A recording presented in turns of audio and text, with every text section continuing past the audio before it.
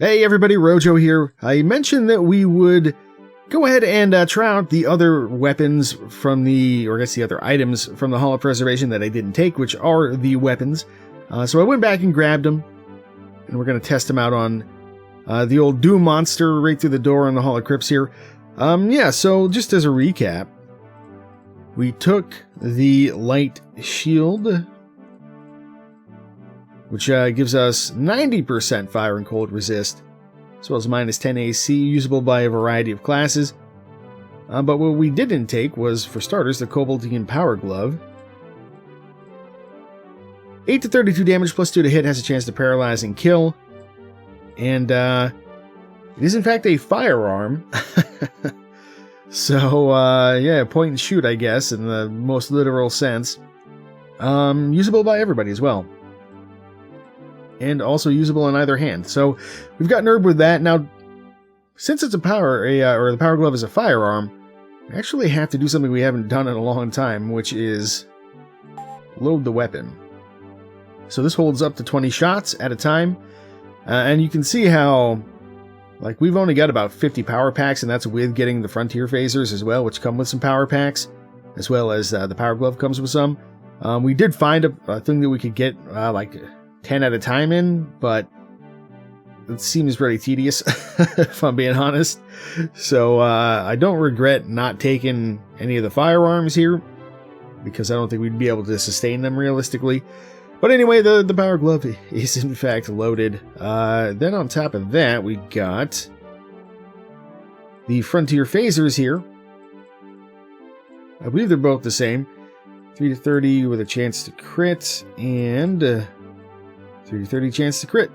And this is much the same deal. So these take 10 shots each at a time.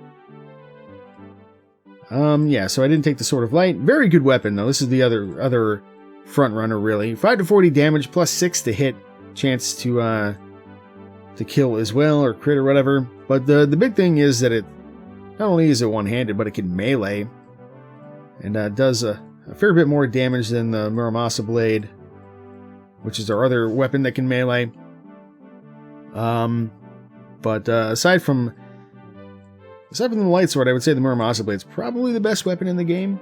Well, I mean, I guess other than Cane of Corpus as well. So maybe second best weapon, probably. But anyway, so that's what we got. We also got a full suite of buffs here, just for this one fight. So let's go ahead and get started here. We'll just see how things go here. Why don't you give us a bless, since Nerv's going to be busy.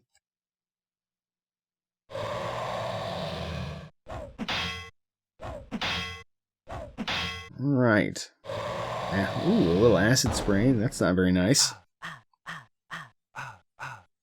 Of course, we already fought these guys at the end of the last episode. This is a little extra. All we're doing is testing these out. 20 damage from the Frontier Phaser there. Ooh, we already turned one to stone. There you go. There's the big damage from the Light Sword. Koboldine Power Glove. Kind of similar, honestly. I also actually equipped Gertrude with the Pandora's wand just to test it out while we're doing this. So we'll see if we get anything interesting coming from that.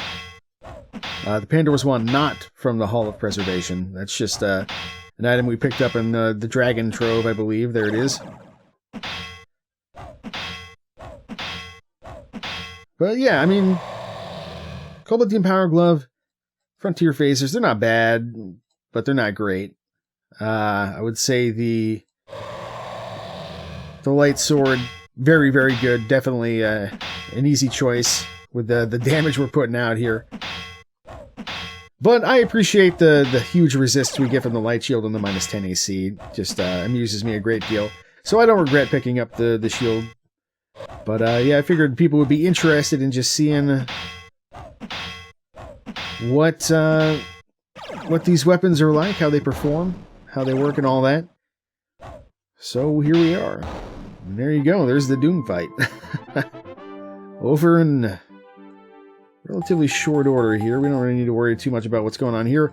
I will, just for folks who are curious, I'll go back and yeah, I think we do have max firearms on everybody as well, so I don't think that affects the damage, just our chance to hit, most likely.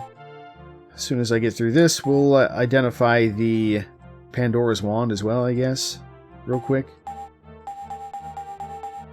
So, yeah, the Pandora's Wand. Pick that up in the Hall of Dragons. As a random bit of loot. 3 to 7 damage, only +1 to hit. We can use it for Dazzling Lights.